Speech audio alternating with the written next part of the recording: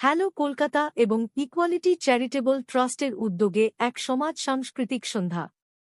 Hello Kolkata একটি ত্রিমাত্রিক সংবাদ মাধ্যম ইভেন্ট, জনসংযোগ ও চলচ্চিত্র সংস্থা, যাদের পাশে ছিল Lions club of Kolkata magnets এবং rotary club of Kasba. 16ই March সোমবার 2026 সন্ধ্যায় নন্দন প্রাঙ্গণের অবনীন্দ্র সভাগৃহে একটি সমাজ, সাংস্কৃতিক ও জনকল্যাণমূলক অনুষ্ঠানের আয়োজন করেছিল।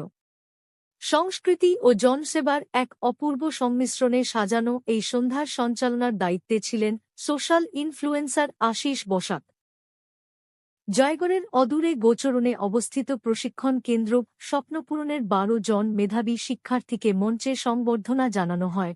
এই কেন্দ্রটি ইকুয়ালিটি চ্যারিটেবল ট্রাস্টের তত্ত্বাবধানে পরিচালিত হয়। শিক্ষার্থীদের হাতে সম্মাননা তুলে দেন সমাজকর্মী অসীমা দে এবং তাঁর শুভানুধ্যায়ী বৃন্দ। স্বাস্থ্যকর্মী বৈশালী ভট্টাচার্য, বিশিষ্ট লেখিকা পদ্মিনী দত্ত শর্মা এবং একাডেমির প্রশিক্ষিকা সুবর্ণা নস্কর মণ্ডলকে তাঁদের অসামান্য অবদানের স্বীকৃতি স্বরূপ সংবর্ধিত করা হয়। কবিতার ক্ষেত্রে বিশেষ অবদানের জন্য রোটারি ক্লাব অফ কোসবার পক্ষ থেকে এক্সিলেন্স অ্যাওয়ার্ড প্রদান করা হয় প্রতিভাবান কবি ইন্দ্রাণী দত্তকে। প্রজ্ঞান ফাউন্ডেশনের চেয়ারম্যান তথা লাইফস্টাইল থেরাপি বিশেষজ্ঞ সুরেশ আগরওয়াল ধ্যান ও শ্বাস-প্রশ্বাসের ব্যায়াম বিষয়ক একটি তথ্যমূলক অধিবেশন পরিচালনা করেন। Lions club of Kolkata magnets এবং রোটারি ক্লাব অফ কসবার বিশিষ্ট সদস্যবৃন্দ, যেমন আইনজীবী বাসুদেব আগরওয়াল, দীপান্বিতা বসু সরকার, সঙ্গীতা দাস, লোপামুদ্রা সরকার প্রমুখ এই অনুষ্ঠানে উপস্থিত থেকে সন্ধ্যার শোভা বর্ধন করেন। আজকে অনুষ্ঠানে যিনি কর্মকর্ত্রী ছিলেন অসীমা দে, তো ওনার সঙ্গে যোগাযোগ করতে পারেন, বা আমাদের যে আশিসবাবু যিনি ছিলেন ওনার কাছেও আপনারা ফোন নাম্বার, বা সবথেকে বড় কথা আমাদের যে ইকুয়ালিটি চ্যারিটেবল ট্রাস্ট রয়েছে, সেই যে আমাদের সংস্থা, সেই সংস্থার সঙ্গে সরাসরি আপনারা যোগাযোগ করতে পারবেন এবং সেখান থেকে আপনারা এই বিষয়গুলোর সঙ্গে আরও এই বিষয়গুলির আওতায় আসতে পারবেন। আমাদের আপাতত যে ট্রাস্টের পক্ষ থেকে যে এটা রয়েছে, সংস্থাটা রয়েছে, সেটা আমাদের জয়নগর এরিয়াতে। এটা আমরা চাইছি যে আরও একটু প্রত্যন্ত এরিয়া হলেও আমাদের কোনো অসুবিধা নেই।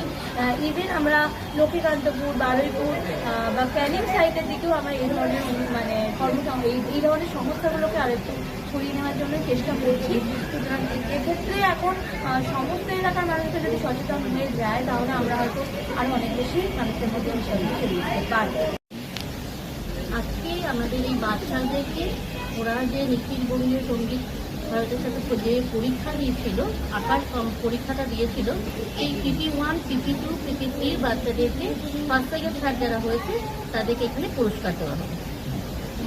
এর আগে এই নিয়ে এরকম কোনো সংস্থা বা পরীক্ষামূলক কিছু কাজ হয়েছে? হ্যাঁ, ওদের গত বছরও পরীক্ষা হয়েছিল, কিন্তু গত বছর থেকে যেহেতু স্কুলটা প্রথম শুরু হয়েছে, গত বছর আমরা এইভাবে করে উঠতে পারিনি, তো এবছর ওদেরকে এনে এখানে দেওয়া হলো। কতজন বাচ্চার মধ্যে আছে আপনার স্কুলে? এখন আমাদের স্কুলে 48 জন স্টুডেন্ট আছে। আমরা কি না, রেজিস্ট্রেশন করা হয়েছে? হ্যাঁ, এই আমাদের গ্রুপটা রেজিস্ট্রেশন করা হয়েছে। স্কুলটা রেজিস্ট্রেশন হয়েছে? না, স্কুল রেজিস্ট্রেশন করে আমাদের চালানোর চেষ্টা করি। এই জন্য কি সরকারের কাছে কোনো আবেদন করেছে? না, এখন পর্যন্ত আমরা আবেদন করিনি। আমাদের আরও কিছু কাগজপত্র করতে হবে, তারপরে আমরা আবেদন করি। আপনার নাম? অসীমা দে। Thank you.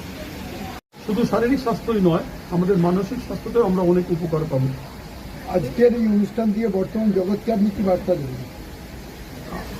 আমরা যেটা সকলেই জানি, সেটা আরেকবার তাদেরকে রিমাইন্ড করা।